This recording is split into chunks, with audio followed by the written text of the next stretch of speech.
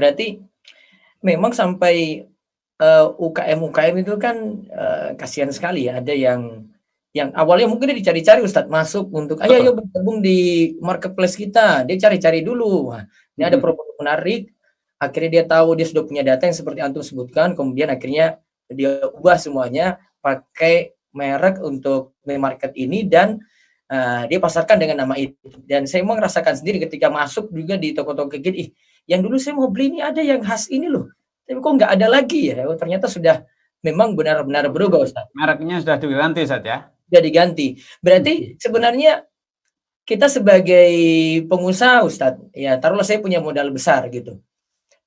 Yang saya bisa lakukan untuk UKM gini gimana Ustaz? Kalau seandainya saya punya marketplace, apa bisa kita mendukung mereka tanpa mematikan mereka Ustaz? Ya ini Ustaz ya, ini yang poin yang paling penting sebetulnya dalam prinsip bermuamalah dalam Islam. Konsep ta'awun, tolong menolong. Hubungan mutualisme itu harus dijaga. Makanya dalam Islam tidak boleh ada namanya ihtikar, monopoli. Siapapun yang dengan sengaja memonopoli, menguasai pasar, merusak harga itu haram hukumnya. Dan monopoli itu biasanya dilakukan oleh kaum kapital, pemilik modal. Apalagi di zaman sekarang, memiliki modal, memiliki data, memiliki sistem, punya akses ke pemegang regulasi, pembuat regulasi, selesai sudah, lengkap sudah penderitaannya. Nah, makanya di sini dibutuhkan benteng. Apa benteng yang paling efektif untuk mencegah pemilik modal itu monopoli? Hanya ada satu, benteng iman. Orang yang beriman, dia akan ingat bahwa memonopoli, merusak, menjatuhkan saudaranya, mempilotkan saudaranya, itu adalah suatu tindakan yang haram. Ya.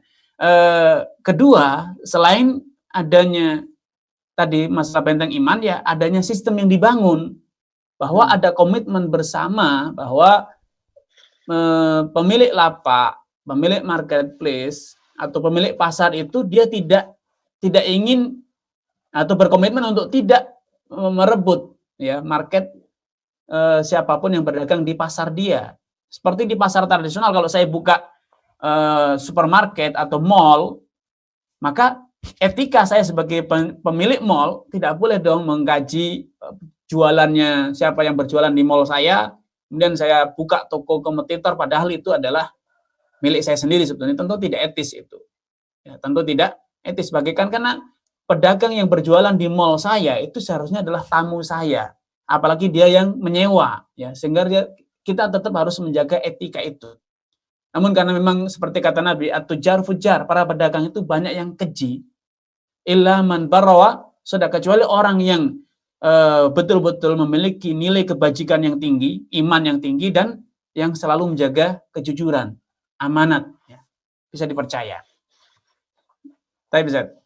Ya, tapi Ustaz, ini sebentar lagi saya masuk ke Masuki sebentar.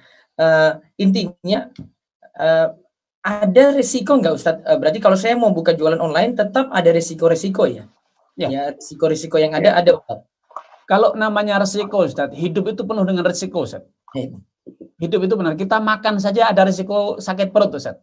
Ya. Kalau kita takut dengan risiko, maka kita tidak akan pernah bisa hidup. Antum nikah saja Ustaz, punya risiko diomeli oleh istri Ustaz. Dimarahi oleh mertua, itu biasa itu. Itu risiko hidup Ustaz. Ya, risiko hidup. Jadi kalau antum tidak berani menghadapi risiko diomeli istri, dia marahi mertua, nanti risiko istri sakit, ngurusi istri dan lain sebagainya, antum tidak akan pernah hidup. Ya. Jadi ketika saya menyebutkan risiko dan tantangan itu bukan berarti saya mengajak antum untuk menjadi penakut, tidak. Tapi antum harus terbuka, antum harus memiliki gambaran yang konkret tentang peluang dan ancaman, sehingga peluang antum bisa optimalkan, ancaman antum bisa hindari. Salah satu peluang saat ya, yang ini sebagai peluang sebetulnya di dunia online adalah jaringan yang luas. Nah, bagaimana kita membangun jaringan, mengoptimalkan jaringan? Ini harus ada sebagian dari kita yang Allah berikan kesempatan ya untuk bisa membangun tersebut. Membangun jaringan distribusi, jaringan konsumen, jaringan supplier, ini sangat penting karena konsep ta'awun seperti yang saya ungkapkan di atas itu berlaku relevan dalam semua konsep, termasuk permodalan. Banyak saudara-saudara kita yang punya produk, dia bisa produksi barang bagus, berkualitas, tetapi kekurangan modal untuk bisa produksi. Akhirnya produksi dia jatuhnya mahal karena dia hanya bisa produksi dalam jumlah yang sedikit. Market dia sempit karena dia tidak bisa ekspansi ke kota lain misalnya, sehingga keuntungan dia kecil. Nah, memanfaatkan jaringan, membangun satu ekosistem bisnis yang bisa menghubungkan semua potensi umat, dari pemodal, dari pelaku, dari konsumen, supplier, kemudian jaringan distribusi, jaringan karyawan, SDM, ini penting.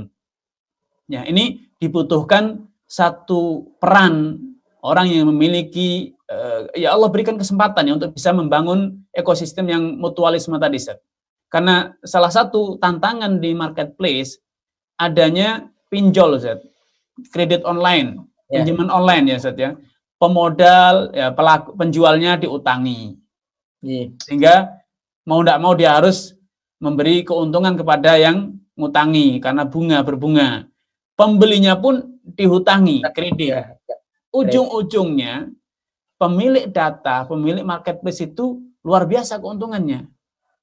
Dari penjual dia sewa, belum lagi nanti komisi penjualan sekian persen, belum lagi nanti dia ngutangi untuk modal usahanya, ngembangkan usahanya, katanya gitu, diiming-imingi dengan pengembangan usaha, dapat sekian persen lagi. Dari pembelinya ternyata juga dapat keuntungan lagi, bunga lagi, luar biasa. Ujung-ujungnya kalau marketplace itu tidak dikelola dengan baik oleh orang yang amanat, menjaga halal haram, maka yang terjadi adalah eksploitasi, betul-betul penjajahan, Ustaz.